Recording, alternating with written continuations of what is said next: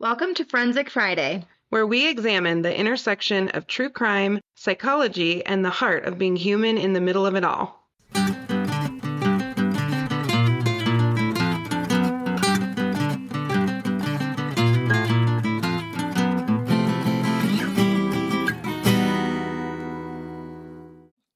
Shit, that was a good lead-in. Damn it. The good news is the HIPAA information was not recorded. The bad news is we missed our good lead-in. So, this Friday, we're going to see if we can do it justice. I'm exhausted. We're all screwed up. I can't They don't even know what we're talking about. function. What do you mean? Okay, Nat and I are here in between things and doing a quickie. Are we calling it a quickie? No, dude, don't call What do we call it? Mini. You psycho. It's a midweek mini. We are in between sessions. Definitely not a quickie. It's a mini. I think Janine's on drugs. No, I'm really not. We're a little tired. We haven't had our afternoon coffees. That's the problem. This is true. I tried to go without, but it's not helping. Yeah, no. I did water, but it's fine. No, I think that what you were about to tell these fine people is that we're doing the Reiner family situation on Friday. Yes. And one of the big things we get into, well, first of all, we were talking about how much we loved him and how much we did not. Yes. We didn't know we loved him as much as we do until this happened. And then we realized how big of a deal he is or was. And because we both saw him in New Girl, mostly. And I loved him in New Girl. I thought he was hilarious. So funny. I was watching the one actually last night because I knew we were going to record about this. And I was watching the one when Nick is going to propose to Jess. And he's like, I don't care who proposes, but she better come back with a ring or something like that. Yeah. She better have a ring by midnight or something. Yes, exactly. I don't care who. I don't care who. At this point, I don't care who proposes. Because they go on that trip and he keeps not proposing when they're in Europe. Yeah, drove everyone crazy. Drove everybody nuts. He was so good in that. But it turns out like maybe life mimicked art a bit in the sense that, or art mimics life, I forget the expression, but you know, he's such a sweet dad in New Girl. I mean, quirky and imperfect, but sweet. And it turns out from everything we've seen so far, that was true in life also. Yeah. But one of the dynamics that we really dive into in our episode is between him and his son, who allegedly was the perpetrator. Yeah, he was arrested. So I was thinking about what we could do for a mini today, and you and I talked about a few different things, and then I was up, with my mom brain last night with all my anxiety that our house is going to catch on fire. I was up all night too. That's normal. Someone was going to intrude. I just have crazy mom brain stuff. But in the middle of all that, I was like, we could do a mini on the difference between enabling and helping. Yes. And I think a lot of times parents or family members of individuals who struggle with addiction really struggle with knowing what the line is between enabling and helping. I think so too. I think the goal of every parent, well, maybe not every, vast majority of parents is to help their kids no matter what they're facing. And I think the question you're asking is so important, especially this time of year, because our kids struggle with so many things. They struggle with, I think the big two that we were going to discuss is substance abuse and major mental health. And at what point do you have to draw boundaries and lines, and how do you help versus when we're kind of edging into enabling and maybe potentially making things worse? Yeah. And we're not saying they did this. I want to be very clear. That's not what we're saying. But this case begs that question. And this time of year begs that question. Exactly. So one of the things that I was thinking through was like, what really is the difference? Because when I thought about helping versus enabling, I was like, I don't really know what the difference is, to be honest. And when do you cross that line? And so I went to our lovely ChatGPT. I will fully own that I use this for stuff like this. And I actually really, really liked what it initially said. So helping is support that promotes growth, responsibility, and long-term well-being. which I really like. So it encourages the person to use their own skills or build new ones, supports accountability and natural consequences, which I think is great, Yes. respects boundaries, yours and theirs, and aims for long-term improvement, not just immediate relief.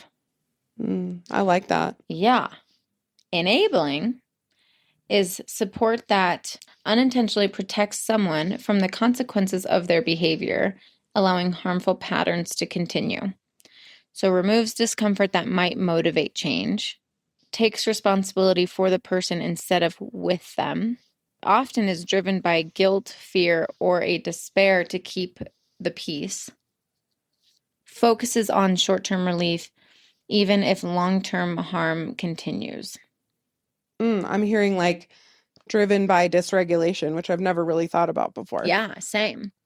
When I think of like when I've seen, family members enable their family members or individuals enable their family members, it's hard to say if you tell them, hey, well, that's like enabling behavior. They say, no, I'm helping.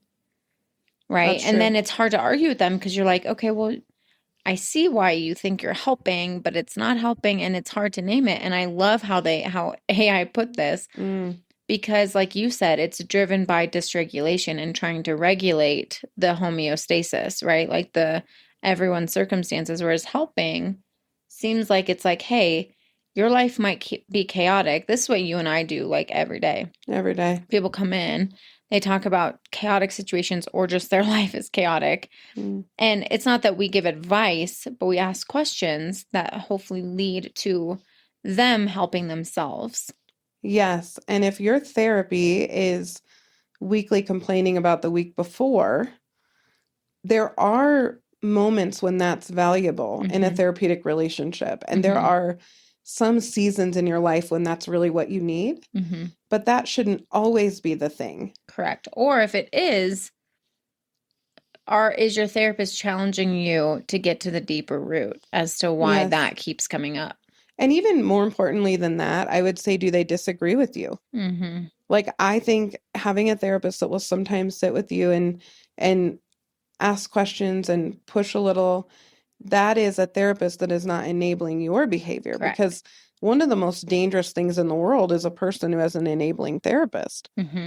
Because they can get rip-roaring with a pretty nasty idea. And the therapist is like, you go, girl. And it's like, well, maybe. Maybe pump the brakes. Right. You're not the only person in the universe, and your behavior does have impact on others. Oh my gosh. You know what I mean? Wild, yes. But in families now, when people are kind of gearing up for and maybe even envisioning family meals in the next week or gift exchanges or all of these things that come up that create a lot of tenderness around the holiday, how can we show up in a way that is kind and compassionate with family members that might be struggling or might not know how to be even good to us emotionally? I can think of people in the past who haven't wanted to hurt me, but they have out of their own stuff.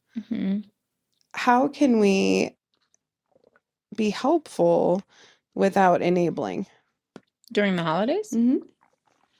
I mean, my go-to answer is, ask questions. I think curiosity as a general rule is one of the most helpful tools we can use. Superpower. It's a superpower. Yes. So if you have a family member who's struggling, it's first of all not your job to be their therapist.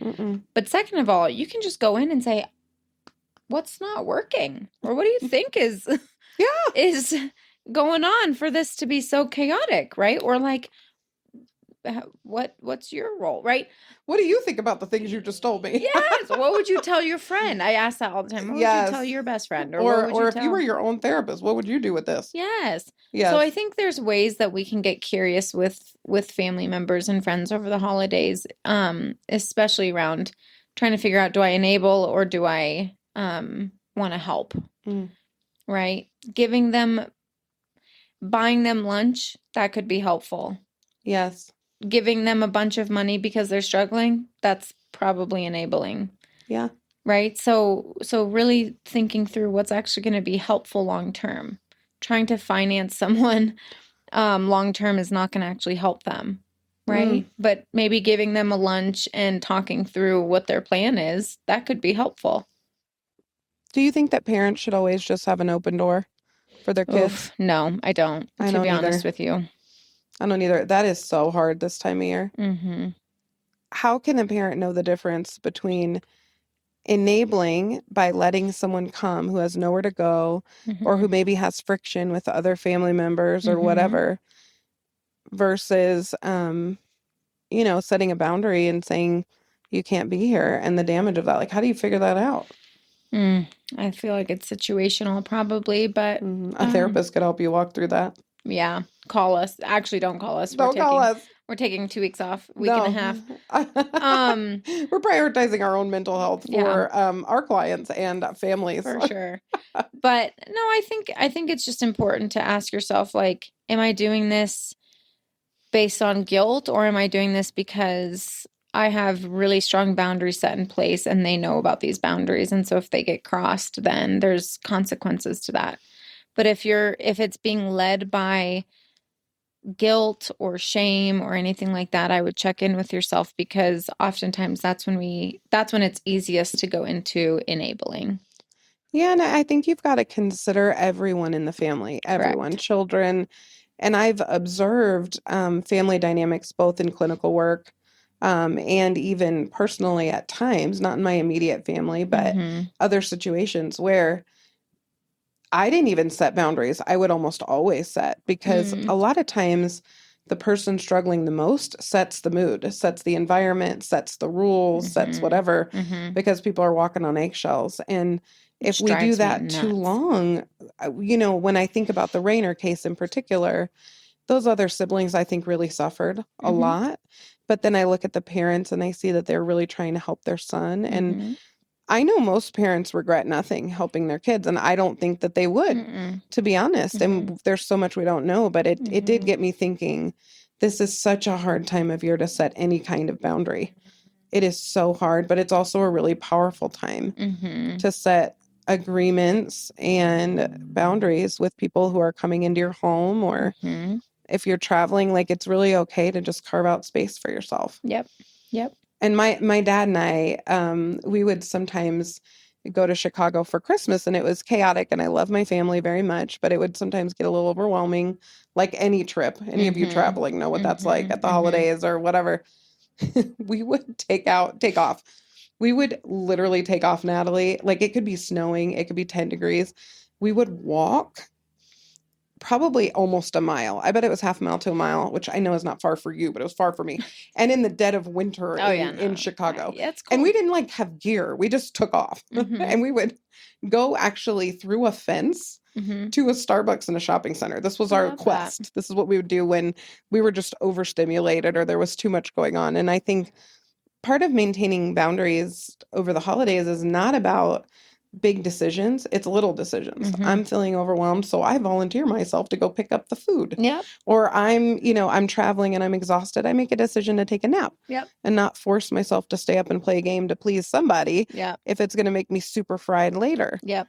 Grandma wants to take the kids to see Santa, but my daughter hasn't slept in 8 hours and needs whatever. Like, I think it's little moments as much as anything. And a lot of grace and patience. Yep. So we see you guys. We know it's a hard time of year and a beautiful time of year. Yep. And so we hope you're all taking care of yourselves and that you will tune in on Friday for Nat's take on the Reiner's case. Yes, it's a good one, guys. And we love them. I know. Well, So we join in. love him, and we don't know what's going on with everybody, but we're figuring it out. Yeah. Yep. So we'll see y'all next week, as always. Bye, forensic friends. I'm Janine. And I'm Nat. And as always, thanks for listening, and join us next week for more Crime, Psychology, and Heart.